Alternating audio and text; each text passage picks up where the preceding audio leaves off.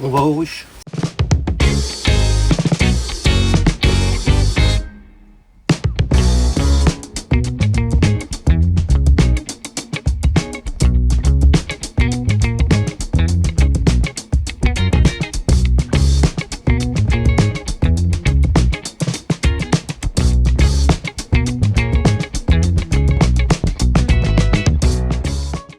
Salut à tous, ben voilà c'est parti. Maintenant on ouvre les ruches et on contrôle. Alors on va aller très très vite parce que je vous avouerai que la température c'est pas encore ça. Encore un peu juste, mais bon, comme on est tous apiculteurs, en fait on a tous envie de contrôler ce qui se passe à l'intérieur. Donc je vous expliquerai après par rapport au candy, je vous expliquerai tout ça, mais là d'abord il faut qu'on aille assez vite.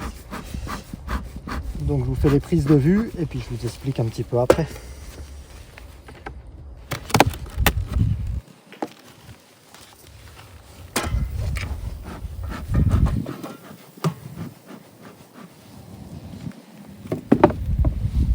Allez les filles, descendez vite.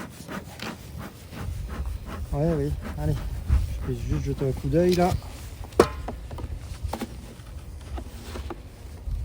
Oh, on met tout bien. Super.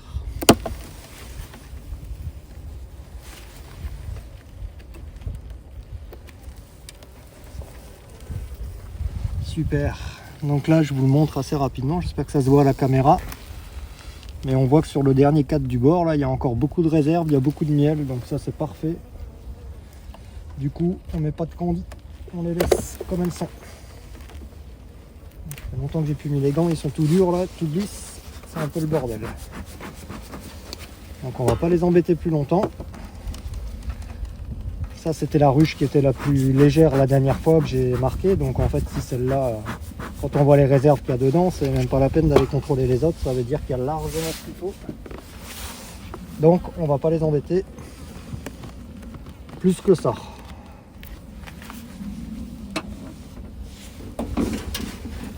Allez les copains, c'est parfait.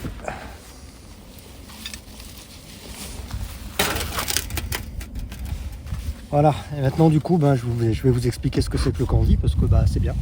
On n'a pas besoin de trop travailler là du coup parce qu'elles ont les réserves, donc on va en profiter. Voilà, donc en fait je vous présente le candy, donc c'est du pain de sucre hein, tout simplement. Hein. Mais pourquoi on met du candy? Déjà parce qu'elles peuvent l'assimiler directement, contrairement au sirop où il faut qu'elle le transforme en miel. Donc là, avec les températures qu'il fait, c'est juste pas possible qu'elle puisse le faire. Donc c'est pour ça qu'on leur met des pains de candy. En fait, c'est une assimilation directe. Elles peuvent le consommer directement. Et puis la deuxième chose qui est bien pour nous aussi, du coup, c'est qu'on est sûr que le sirop qu'elles transforment, qu'elles mettent en miel, elles ne vont pas le monter dans le vrai miel qu'on essaye de vous faire pour vous. Donc ça a deux gros avantages. Donc ça c'est la partie candy. Donc en fait c'est du sucre, hein, c'est une pâte avec du sucre cristallisé, je sais pas trop comment ils le font. Et ça c'est les fameuses barres protéinées. Donc ça c'est en fait du pollen, tout simplement. Donc c'est pareil, c'est mou aussi, c'est assimilable tout de suite. Donc je vais vous montrer après, j'ai été regarder le noisetier là, il est vraiment pas mal. Donc il commence à s'ouvrir. On va voir ça ensemble après. C'était surtout pour vous présenter le candy et vous expliquer pourquoi on met du candy et des barres protéinées et qu'on met pas de sirop comme vous le verrez à l'automne quand on commence à les préparer pour l'hiver. Parce que le sirop, il faut qu'elle le transforme en miel pour avoir des réserves dans la ruche pour pouvoir passer ce fameux hiver. Donc voilà, donc là le contrôle a été fait, les réserves sont bonnes du coup parce qu'on a contrôlé la plus faible et on a vu qu'il y en avait encore beaucoup dedans. Donc ça veut dire que les autres en ont vraiment encore énormément. Donc là, d'ici 15 jours, 3 semaines, on viendra les revoir, mais vraiment pas avant, parce que là, elles ont vraiment ce qu'il faut pour tenir le coup, donc c'est bien. Ça veut dire qu'on a très bien travaillé à l'automne, qu'on les a très bien préparées à l'hiver. Voilà, donc je vous reprends un petit peu pour vous expliquer, pour vous montrer le noisetier. Voilà, donc comme vous voyez, là on est au noisetier, hein, donc on est vraiment pas loin du rucher, on a même pas 100 mètres. Donc vous voyez que ça y est, il commence à s'ouvrir, donc je pense que c'est ça qu'elles viennent chercher là. Le premier pollen. Donc je vous remettrai la photo de quand je suis venu la première fois pour constater le noisetier. Là on voit que ça s'est vite ouvert en 2 jours de beau temps, là tout de suite derrière, la végétation éclate tout de suite. Donc là vous voyez, j'espère que ça va se voir à la caméra. Là il faut attendre qu'il y en ait une qui arrive. Mais vous allez voir que ça y est, elles viennent chercher du pollen en fait. Voilà, là on vient d'en voir une rentrer avec du pollen jaune sur les pattes, regardez. Bon bah là nous voilà arrivés sur un rucher de montagne que j'ai. Donc là on est à 950 mètres d'altitude. Donc là on va regarder les réserves aussi. Parce que bien évidemment, vous vous doutez bien que c'est pas les mêmes réserves. Et la végétation va démarrer beaucoup plus tard. Donc là il faut vraiment contrôler et s'assurer qu'elles aient ce qu'il faut. Donc là même s'il fait encore un peu frais, on va quand même faire en sorte qu'elles puissent avoir de la nourriture.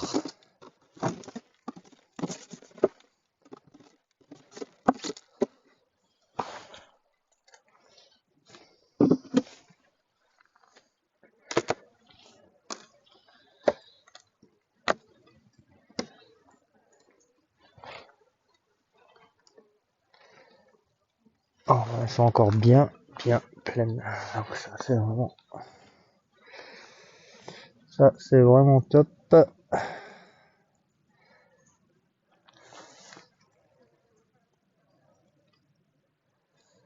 Je vais vous le montrer, mais quand même très rapidement, hein, parce que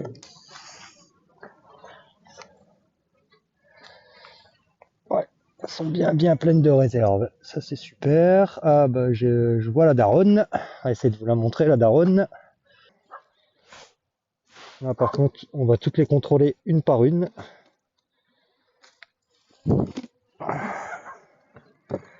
Que comme c'est un système de ruche que je fais, qui est un petit peu test, donc du coup il est très lourd, mais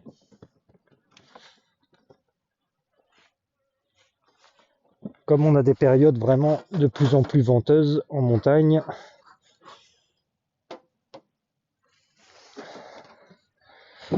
du coup j'essaye un autre système pour pas avoir à attacher mes ruches ou quoi que ce soit.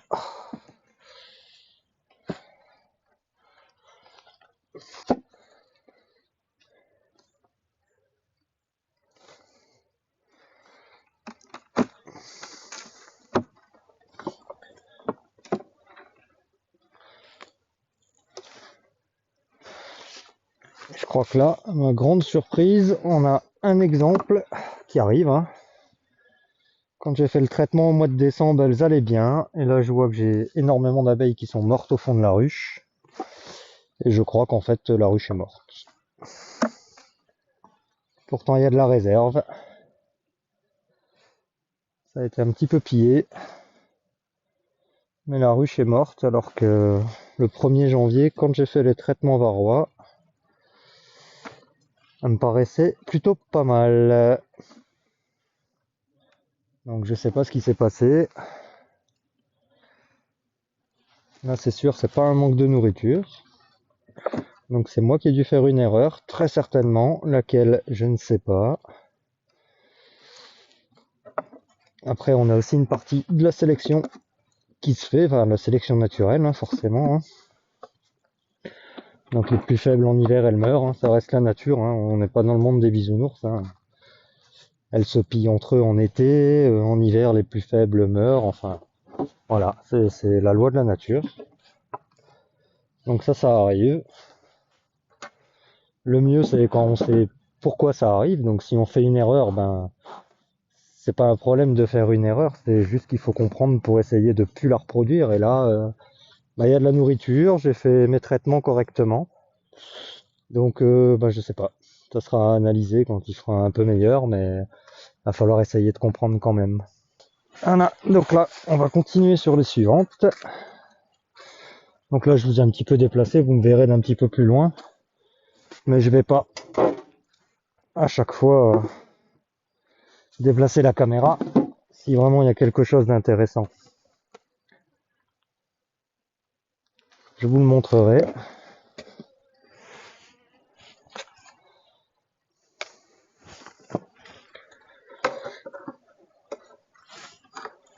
Celle-là, je crois qu'elle est cuite aussi. Ouais. Voilà. Donc, C'est une deuxième de perdue.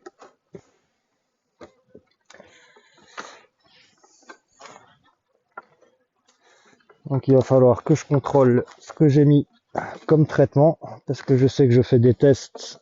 Celle-là, ça fait longtemps qu'elle est morte par contre, et j'ai pas pu la voir. C'est étonnant parce que quand j'ai traité, j'en avais repéré qu'une et je l'avais déjà isolée. Donc ça, c'est la deuxième qui est cuite, qui n'a pas survécu.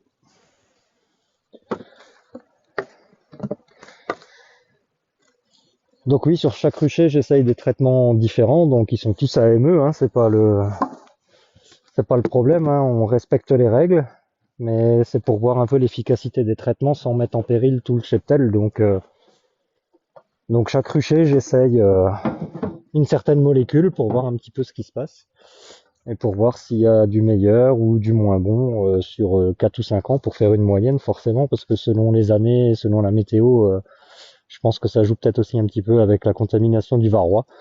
Donc voilà, donc apparemment là faut que je regarde sur mon listing, mais ça c'est pas bon du tout. On est déjà 3 de mortes en tout alors. Donc là ça commence à faire beaucoup sur un petit rucher.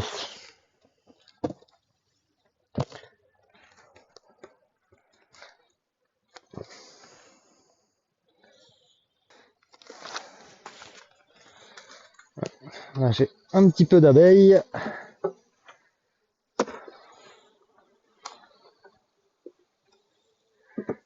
J'ai un tout petit peu de réserve. Pas grand chose par contre. Oh, puis celle-là elle chafouine, hein. Là je vois la daronne, donc je vais pas l'embêter plus longtemps. Ok. Par contre ce qui m'étonne c'est que j'ai le miel et les réserves qui sont vraiment moisis. Donc là, ce que je vais faire, c'est bizarre que ce soit moisi comme ça. Après, on a eu un automne vraiment très très pluvieux. Est-ce que c'est ça? Je ne sais pas.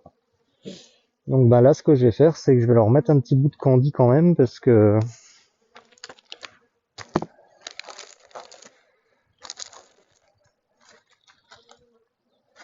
attention, Loulou. Hop, enlève-toi, tu vas te faire piquer là.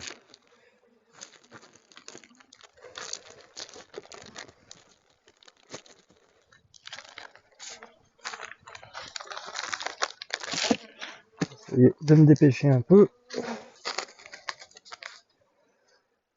Et la moisissure, vous me direz, leur réserve, c'est operculé. Et est-ce qu'elles y touchent?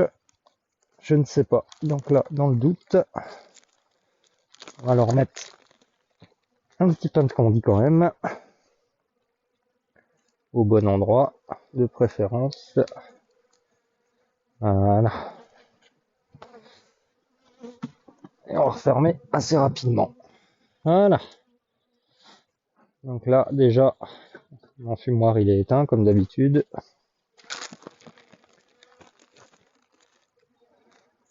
Et la petite dernière pour aujourd'hui.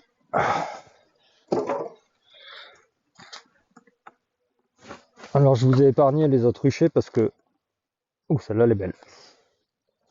Parce que très honnêtement, c'était comme le premier qu'on a été voir ce matin, il n'y avait absolument rien à montrer, tout allait bien, les réserves étaient bonnes. Après c'est des ruchers en plaine, hein. Là c'est le seul rucher que j'ai en montagne, donc c'est pareil, je vois que toutes les réserves sont moisies. Donc s'il y en a qui ont des ruches, ça m'intéresserait de savoir dans les commentaires si vous aussi vous avez de la réserve avec de la moisissure sur les opercules. Parce que là c'est bien la première année que ça me le fait ça. Donc est-ce que c'est parce que c'était une année très pluvieuse ou pas? Parce qu'on voit que les réserves sont là quand même. Elles sont là-dedans. C'est bien vivant, mais... Ouais.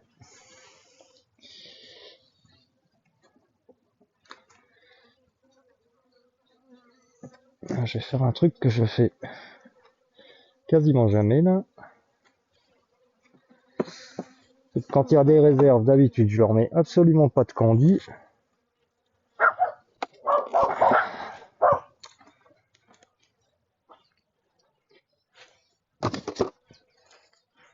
Mais là, dans le doute, comme tout est moisi,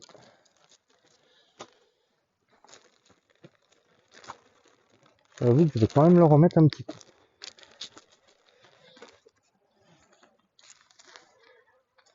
Le plus important, c'est vraiment qu'elles meurent pas de faim. Et comme je ne sais pas si elles y touchent, on va mettre là. Voilà, pas mettre un gros morceau, mais par acquis de conscience quand même,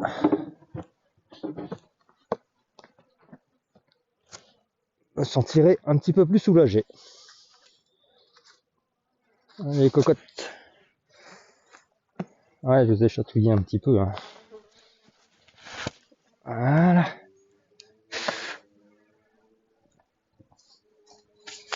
Bon bah voilà, on a fait le tour des ruchers, on a été faire les visites, on a contrôlé pour voir si tout allait bien. Donc vous voyez, ça vole un petit peu, il fait un peu moins froid, donc les heures où le soleil vient taper dessus, ben forcément, elles profitent, elles font des vols d'hygiène. Donc ici, elles cherchent pas encore de pollen, hein, le noisetier n'est pas encore en fleurs, forcément. Hein. Il y en a encore pour au moins 15 jours, 3 semaines. D'où l'importance de contrôler, justement. Et, et voilà, la prochaine fois, je vous parlerai d'un projet aussi, parce que comme on est sur le rucher de montagne, à chaque visite, on ira faire plusieurs ruchers que j'ai. Deux essentiellement que j'ai commencé avec vous, comme ça, ce sera toujours les mêmes ruchers, ce sera toujours les mêmes ruches, et on pourra suivre un peu le cheptel, ça sera plus sympa que de vous emmener aussi dans différents ruchers. Et je vais vous montrer un projet que j'ai. Donc là, c'était des tests d'hivernage que je fais là, où je mets en grange en fait tout l'hiver. Donc elles peuvent voler, elles ont de la lumière, elles ont des fenêtres. Par contre là, c'était tellement humide que j'avais peur qu'elles consomment beaucoup trop d'énergie là pour l'hiver. Le froid, ça leur fait pas peur, mais l'énergie, l'humidité, pardon, c'est vraiment ce qui les épuise le plus parce qu'il faut qu'elles sortent l'humidité absolument du couvain et tout. Et on voit bien là sur les cadres qu'en plus il y a de la moisissure, donc ça veut dire que je pense qu'elles en ont bien bavé. Et là, mes essaims sont pas très forts par rapport à en bas. Alors, est-ce qu'ils sont décalés parce que c'est la montagne? Est-ce que elles se sont trop affaiblies avec l'humidité qu'il y a eu à l'automne? Honnêtement, je sais pas. J'ai pas assez de retours. J'ai travaillé chez des professionnels, mais pas assez longtemps pour voir ce qu'il en était exactement. Et j'ai pas fait assez d'hiver pour voir tout ça. Et puis on en apprend tous les jours. C'est ce qui est le plaisir aussi de l'apiculture. Donc voilà, chaque année est différente, que ce soit pour le miel, que ce soit pour les réserves, pour l'élevage de rennes, que vous verrez aussi, parce que je vais en faire quelques-unes encore pour moi, soit pour augmenter le cheptel, soit pour en renouveler quelques-unes, parce que j'en ai quelques-unes à renouveler. Augmenter le cheptel, je pense pas, très honnêtement. Et voilà, donc je vous montrerai le projet que j'ai par rapport à une remorque qu'on m'a offert en bois, où j'aimerais faire un rucher dessus, pour l'hivernage justement, et mettre uniquement les ruches de montagne dessus. Donc on suivra ça, on fera des épisodes ensemble sur la construction du rucher qui se fera au printemps et il aura une mise en place, je pense, septembre-octobre. Peut-être avant, on verra comment j'arrive à avancer, mais on va être en période de miel, donc ça va être un peu plus compliqué à avancer. Donc ça, j'arrive à le faire avant et on les met en place. Le rucher, on le met en place et dès que ma mielée est finie, je vais les hiverner dedans. On verra, on va suivre tout ça au fil des épisodes et puis on va faire en fonction. Voilà, bah j'espère que cet épisode vous a plu. Moi, ça me plaît de plus en plus. Je vois que vous me suivez, que ça vous intéresse, donc ça me motive vraiment. C'est vraiment une bonne chose.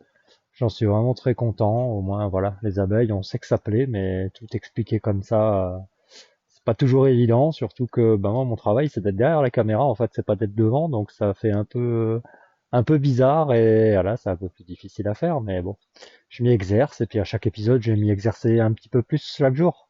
Donc voilà, donc là, je sais pas si vous voyez, mais j'ai le noisetier qui est derrière moi. Donc là, c'est du noisetier de montagne. Hein. On voit que là, je sais pas si vous allez le voir, mais voilà.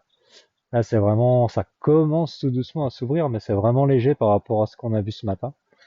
C'est un peu la magie de la différence d'altitude. Donc, je suis dans une région où j'ai vraiment énormément de chance parce qu'en fait, j'ai des ruchers en plaine, j'ai des ruchers dans le vignoble, j'ai des ruchers en montagne. Donc c'est cool. J'ai vraiment beaucoup de diversité. Bon, après, je les transhume, hein, forcément. Hein. Celle de plaine remonte au fur et à mesure pour suivre la végétation.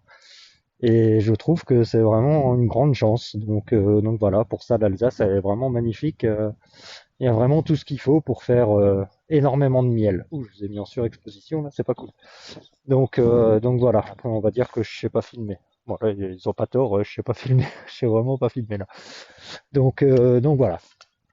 Ben, merci d'avoir suivi cet épisode 3, en espérant que j'aurai encore de plus en plus d'abonnés. Là, c'est vraiment une belle surprise d'en avoir autant qui me suivent. Donc, bah, je vais faire en sorte que ça dure et je vais faire en sorte de continuer à faire des vidéos attrayantes et qui vous intéressent. Encore une fois, n'hésitez pas en commentaire à m'indiquer ce que vous aimeriez si vous avez des questions. Du coup, ça fait des sujets aussi pour pouvoir vous les exposer et voilà, et ça peut être vraiment très sympa à réaliser. Donc, ben, je vous souhaite une belle fin de semaine. Puis j'espère que la prochaine fois, il fera meilleur pour qu'on soit aux ruches un petit peu plus longtemps et qu'on puisse en parler un petit peu plus. Allez, salut!